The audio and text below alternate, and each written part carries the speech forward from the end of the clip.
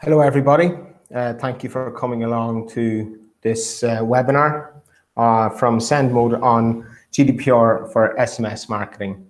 We're just doing a sound check just to start off, just to make sure you can hear me. So this is a one-way system here where you guys will be able to hear me, but I won't be able to hear you. So okay, so we're ready to go. So listen, thanks a million for coming along. We'll get started. So if you wish to contact us during the webinar, there's a number of ways to do this. On the right-hand side, you should see a chat window. To access this, you will need a YouTube account. You log into it and you click Create Channel, and you'll be able to ask questions interactively during the webinar. Saoirse is on the chat window, and she's also monitoring a GDPR web email. So if you have any questions, you can send them in by email to gdpr@sendmode.com, and we'll respond. If we can't respond to them at the end in the Q&A session, we'll respond to them individually afterwards. So the agenda for the webinar, we estimate it'll take about 20 minutes. So the agenda will be, we'll give a quick introduction to GDPR, what's it all about. I'm sure you've heard plenty about it.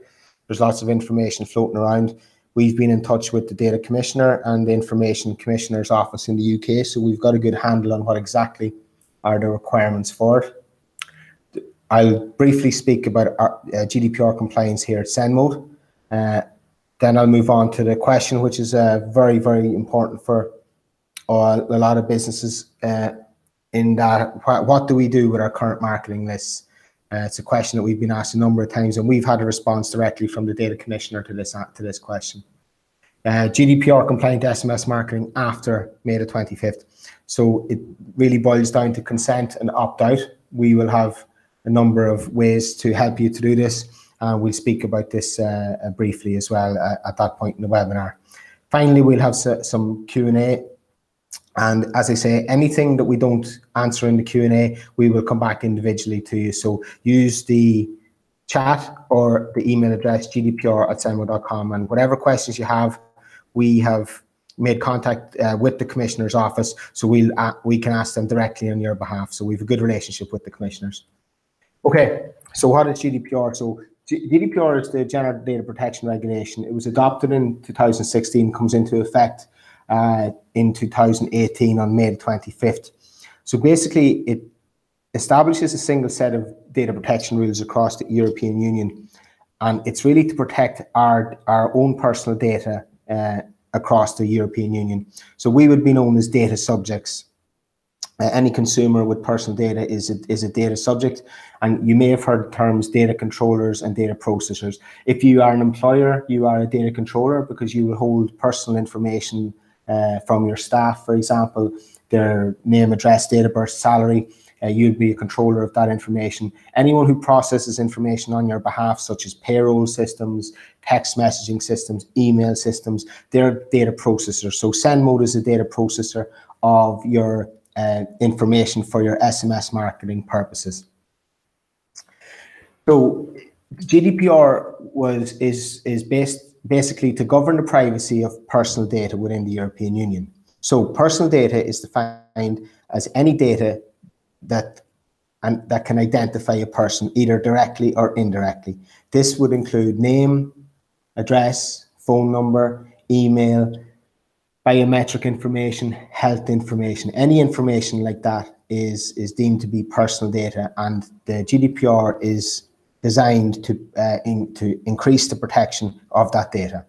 It applies to all EU citizens, regardless of where the data is stored. This is actually quite an important point. If you have, if you do use any services that are outside the European Union, and you are sending personal data from citizens of the European Union, it's important that any service you use outside the EU is GDPR compliant. So if you're using anything, any services in the States or in India, then those companies must be GDPR compliant, because the GDPR is to protect all European citizens' information, regardless of where the information is stored. Okay, so I'm just going to briefly go through our compliance, and I'm going to flick out into our website. So we've published all our GDPR compliance information. We're fully compliant with GDPR, and not only are we fully compliant, we will ensure that you guys are fully compliant with your SMS marketing, because we've done a lot of work on that with the commissioners as well. So in terms of GDPR compliance, I'm just going to briefly go down through this. I won't stay on this for long. We've conducted an audit of all the information that we hold in send mode, and we hold name, address, phone numbers, and date of birth of data subjects on behalf of you guys, our customers. Only the mobile number is required. We only hold this information as long as the account remains open. If the customer wishes, as soon as the account is closed, then all data is deleted. In terms of our servers, everything is based within the EU. So that example that I mentioned a minute ago about using a service outside the EU does not apply to send mode, because all the data remains in the EU at all times. All customers, yourselves, have access to everything in your system through your login and password. We will also be providing facilities for you to see any information for any of the customers. For example, a report whereby you will be able to search for a number, see when they opted in, see the messages you sent to them, and see when they opted out. This is all in the interest, or this is all to comply with the data portability regulation of GDPR. Data access requests. If anybody asks you for information, you will be able to go into your send mode account, search for that number, and again, get all the information we hold and get all the messages and the opt-in and the opt-out, if they have opted out, all the information for that particular person. You will be able to we'll package it up for you, and you'll be able to send it straight to them. The legal basis for processing is very important. Send mode processes SMS on behalf of our clients for marketing, appointment reminders, and information purposes. Consent is a huge issue, and we will come to that later in the webinar. We always make our customers aware of the responsibilities to receive consent for any marketing message to send. However, and after May the 25th, we will have checks in place to ensure that consent is received. All our servers are ISO certified, so we've already built in data protection by design. We monitor it all the time. The engineers receive alerts if there's any suspicious activity, and we report. It's a requirement to report any data breaches within 72 hours. However, we will report any breaches immediately to the customer and to the Data Protection Commissioner and the Information Commissioner's office should any breaches happen. The Data Protection Officer. So I have been appointed the Data Protection Officer. So if you have any questions about data protection or anything relating to compliance, you send them to johnmcnamara@sendmode.com. So that's briefly our own compliance. We have a number of pages on the website actually here in more info about GDPR. We also have a full section on our blog about GDPR. And it's all written in layman's terms. We don't do legalese or anything like that. So we've written it in very easy to follow language. Okay, so the main question on most people's lips is what do we do with our current marketing lists? Okay, so we've been in touch with the Data Commissioner about just this particular question. So this is actually a direct question from one of our customers, which was sent in to us in January. Okay, we've always had the opt-in box auto-ticked when people sign up to give consent, i.e. they did not explicitly click it. The customers have received marketing and information messages from us in the past with the option to unsubscribe. They have not unsubscribed. Can we still market to these customers after May the 25th? So this company had a list of people who'd given consent, received messages with the opt-out, and had not opted out. They're wondering, can they still market to these customers? Okay, so this is the response we received from John Co-op from the assessment unit in the Data Commissioner's office on the 23rd of March. Please note that consent to send marketing communications in any form, either by electric or postal means, is only valid for 12 months from the original date of obtaining the valid consent, unless that consent is kept up to date, i.e. the sending of marketing communications within that 12-month period. So if you've received consent and you have sent messages within that 12-month, within 12 months, in the past 12 months, the consent is still valid. Continuing, in these circumstances that you've outlined, the consent to be marketed to can be assumed based on the customers not utilising the opt-out. This would, of course, only be true as long as the opt-out has always been made available. So what the Commissioner is saying there is that if you have received consent and you have marketed to your customers in the past 12 months, giving them the option to opt out, if they have not opted out, then consent is still valid. So, in summary, your marketing list will remain valid if you've received consent and have marketed to your customers in the past 12 months, giving the customers the option to opt out. Any customers who have not opted out, then consent is deemed to be still valid. There's no requirement to ask customers to opt in again. We've been at a number of conferences where people have been very confused about this issue. So that's why one of the reasons why we went to the Data Commissioner with that specific question, and the answer given back to us from the Data Commissioner is that consent is still valid.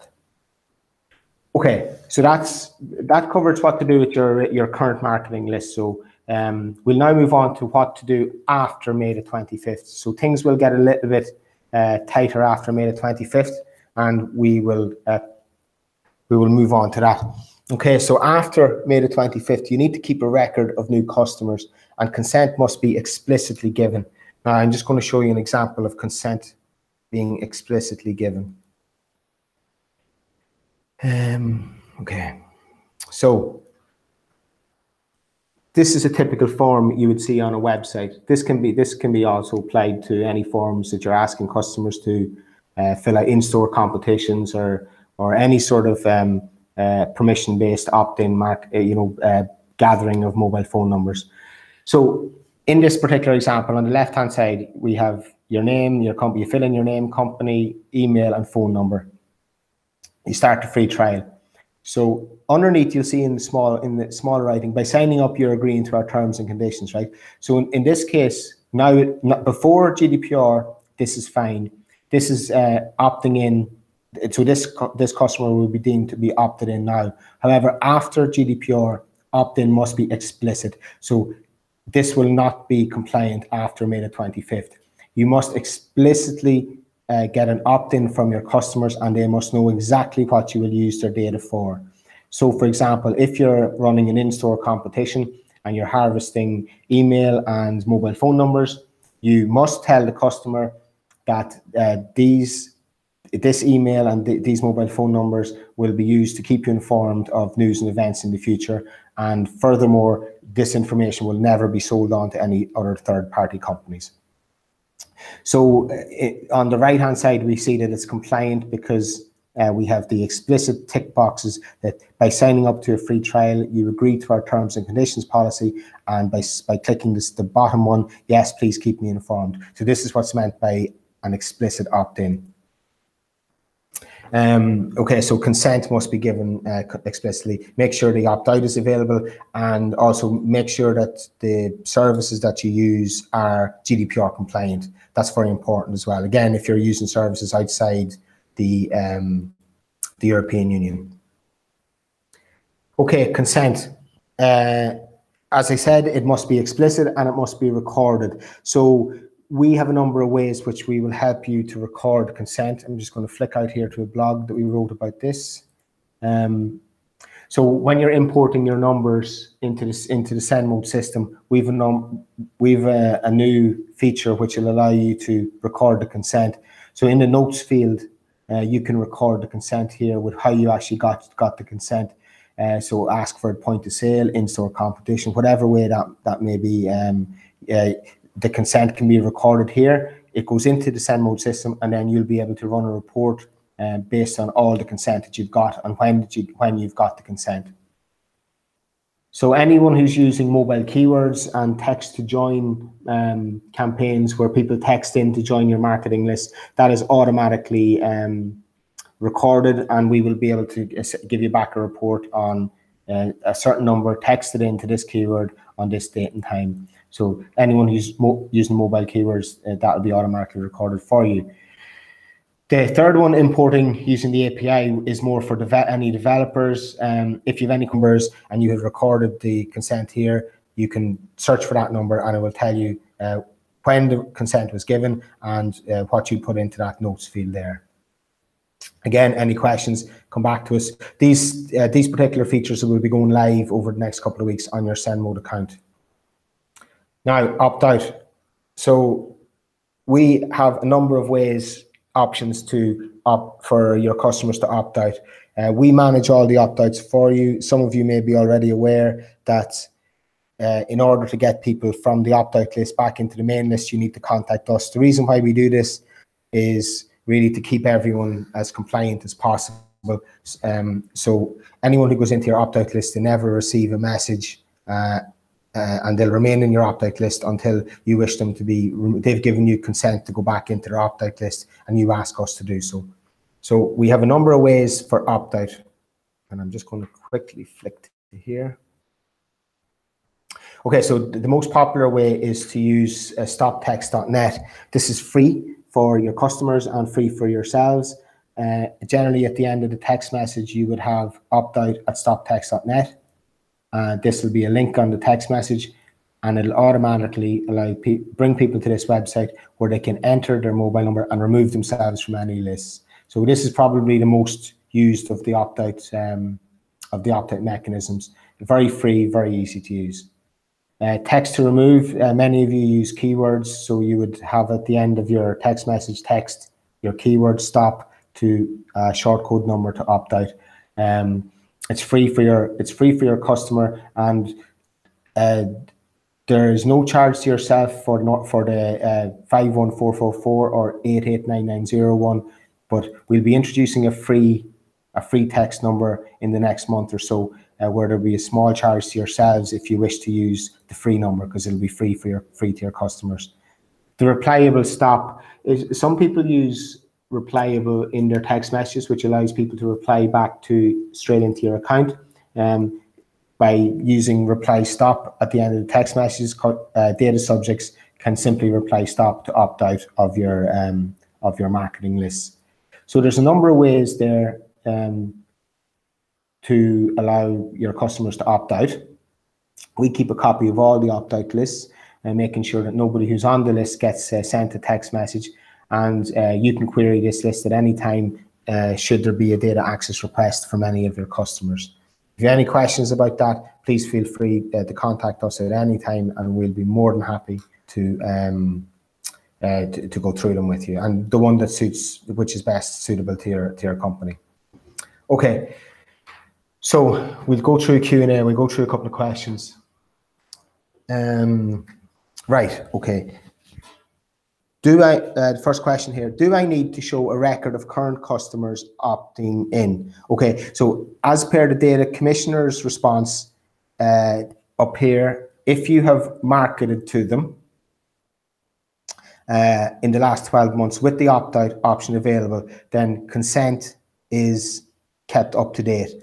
We will also have records of all those text messages. So your current customers before May the 25th, you don't need to keep a record. You don't need to have a record of their opt-in. We'll have the messages that you sent with the opt-outs, and that will be proof that consent was given. Okay. Second question: What do I need to do if I use a company outside the EU? Okay. If it's for text messaging, switch to us. I'm only half joking. Okay, so what you need to do is you need to ensure that they're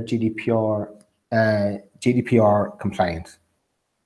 So you need to ask them for a data processing, a sub-processor agreement, which they will sign and send back to you. We have some templates of that if you wish. We can send them on to you, where you can then forward them to whatever companies you use outside the EU, and that will be part of their agreement to you. Sorry, just go through that. Okay. Oh, sorry, I forgot to say before I started the Q&A. Any questions I don't get to here, I will we'll respond to individually afterwards. And please contact us with any questions you have, because we'll talk to the data commissioner and get an answer from data protection directly and send it back to you. Okay. Should we ask people who've opted out, can we market to them again? The answer to that is no, do not do that. There has been a number of companies who've gotten in trouble for trying to contact people who've opted out. So do not do that. If somebody has opted out, they've opted out. I think it's as clear cut as that. Do I need to have a record of consent for my current customer list? No, we've covered that one. And what happens if I get a complaint after May the 25th? Okay, so that's a great question. So there's two cases here. The first one is this customer was on your list before GDPR. So in that case, Send Mode will have a list of the messages that you sent to that person with the opt-out.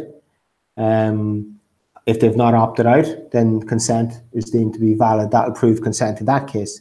If it's a new customer that's come in after May the 25th, Send Mode will have a report which shows how the customer opted in through one of the ways I mentioned earlier of how we record opt-ins.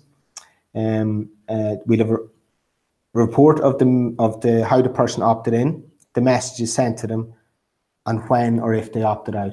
So in both those cases, customers before GDPR and customers after GDPR, we will have reports for you if there's any complaints about messages sent to them. Okay, so we're at 21 minutes. We're just a wee bit over, but I hope that's fine. I hope that was informative for you. There's a number of resources that if you wish to keep reading, it's all in layman's language. On our website, there's a full GDPR category on the blog. There is a page specifically for SMS marketing, which will point you to the blogs you need for consent and opt-out. Also, send any questions you have to Saoirse and myself. We'll be delighted to answer them. And we'll be adding features over the next couple of weeks. We'll keep you informed. We'll probably do another webinar in May going through these features. So the features will be recording consent, consent controls when you're importing and sending out SMS, data access requests, that'll include data portability, opt-out mechanisms, and the reports on consent and opt-outs for all your numbers. So we're putting a lot of work into making sure that everything is transparent, everything is kept GDPR compliant, and we will be back to you in May where I'll be doing a demonstration of these features on the Send Mode system. So listen, thank you very much. I really appreciate your time. We'll get back to you with any answers to any of the questions that have come in that haven't been covered in the webinar. This webinar is going up on YouTube now, so you can listen to it anytime you wish. Thank you so much, and we'll chat to you over the next couple of weeks. Thank you. Bye.